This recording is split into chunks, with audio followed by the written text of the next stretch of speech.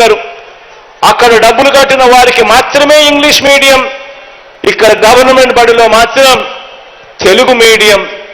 ఇలా నిర్దేశించింది చంద్రబాబు నాయుడు గారు. పిల్లలకు గవర్నమెంట్ బడులలో ఎలాంటి ఆహారం అందుతుందో కనీసం ధ్యాస కూడా ఏ రోజు పెట్టిన పాపాన పోలేదు ఈ పెద్ద మనిషి చంద్రబాబు గారు. బైజూస్ కంటెంట్ ఊసే లేదు, పిల్లలకు ట్యాబులు ఇచ్చే ఊసే ఎప్పుడు కనిపించలేదు, డిజిటల్ బోర్డులు క్లాస్ రూమ్లలో ఎప్పుడు లేవు, డిజిటల్ బోధన అంతకన్నా లేదు, నాడు నేడుతో స్కూళ్లు బాగుపరచాలి అన్న తపన లేదు, ఆ కార్యక్రమం ఎప్పుడూ జరగలేదు. ఇంగ్లీష్ మీడియం గవర్నమెంట్ బడులలో లేదు. అమ్మ ఒడి అనే కార్యక్రమంతో బడికిపోయే పిల్లలను ప్రోత్సహించాలి, ఆ తల్లులను ప్రోత్సహించాలి అనే అడుగులు ఏ రోజు వేసింది లేదు. పెద్ద చదువులు చదువుతా ఉన్న పిల్లలకు పూర్తిగా ఫీజులు కట్టాలి, 100% ఫీజు రీయింబర్స్మెంట్ ఇవ్వాలి, ఆ పిల్లలకు తోడుగా ఉండాలి అని ఏ రోజు చేసిన ఆలోచనలు లేవు. విద్యా దీవెన పరిస్థితి ఇలా ఉంటే ఇక వసతి దీవెన కథ దేవుడెరుగు. అంతర్జాతీయ విద్యా సంస్థలతో అనుసంధానం చేస్తూ మన కరికులంలో మార్పులు తెచ్చింది ఒక బోడి సున్నా. ఆలోచన చేయమని అడుగుతా ఉన్నా. ఇక విదేశీ విద్యా దీవెన ద్వారా టాప్ 50 కాలేజెస్లో 21 ఫ్యాకల్టీస్లో 330 కాలేజీలలో ఏకంగా 1,25,00,000 దాకా కూడా ఫీజులు మీరు సీటు సంపాదించుకోండి, చదివించే బాధ్యత నాది అని చెప్పే ప్రోత్సాహకర మాటలు ఎప్పుడూ లేవు. ఆలోచన చేయమని అడుగుతా ఉన్నా.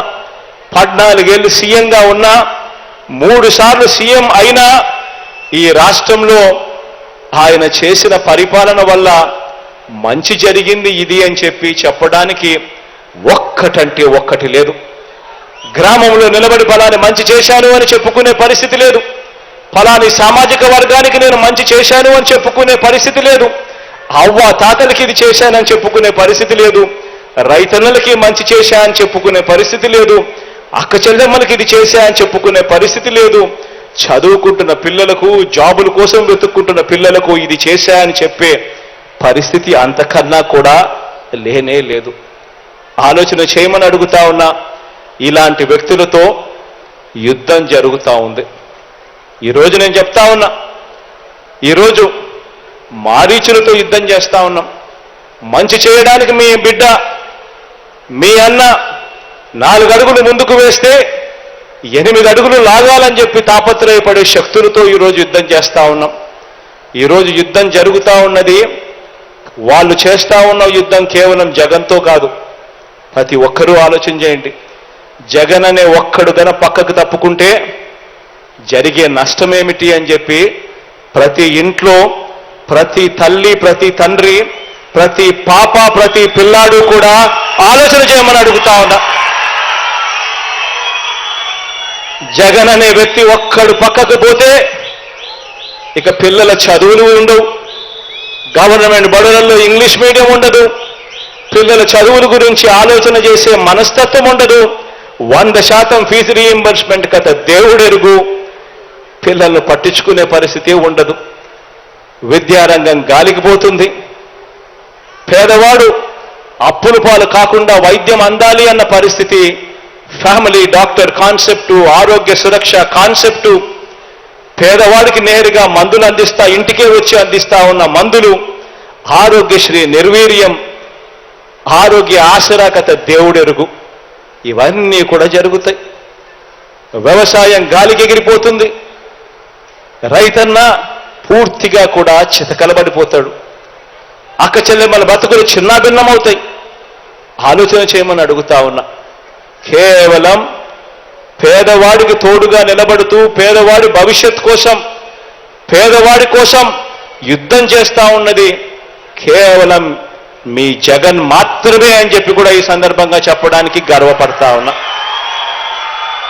అందుకే నేను ప్రతి ఒక్కరికి కూడా చెప్తా ఉన్నా, వాళ్ళు చెప్పే అబద్ధాలు నమ్మకండి, వాళ్ళు చెప్పే మోసాలను నమ్మకండి. రాబోయే రోజుల్లో ఇంకా అబద్ధాలు ఎక్కువ చెప్తారు, రాబోయే రోజుల్లో ఇంకా మోసాలు ఎక్కువ చెప్తారు.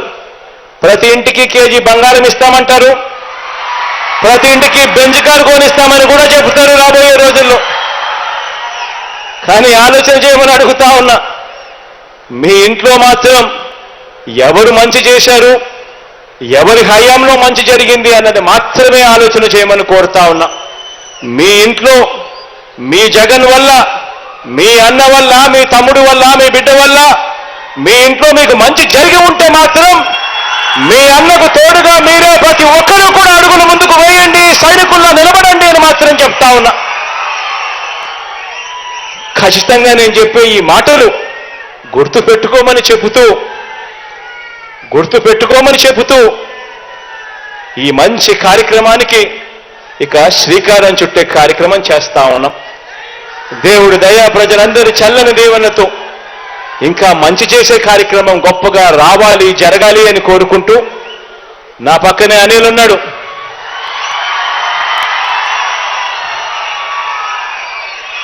నిజంగా అనిల్ను చూసినప్పుడల్లా నాకు అనిపిస్తుంది, అనిల్ మాదిరిగా ప్రతి ఎమ్మెల్యే కూడా ఉంటే మాత్రం ప్రతి నియోజకవర్గానికి మంచి జరుగుతుంది. మనిషిలో నిజాయితీ ఉంది, నిబద్ధత ఉంది. అనిల్ లాంటి వ్యక్తిని, నా తమ్ముడిని మీ అందరూ కూడా గొప్పగా దీవించాలని మనసారా కూడా ఆకాంక్షిస్తూ కోరుతా ఉన్నాను.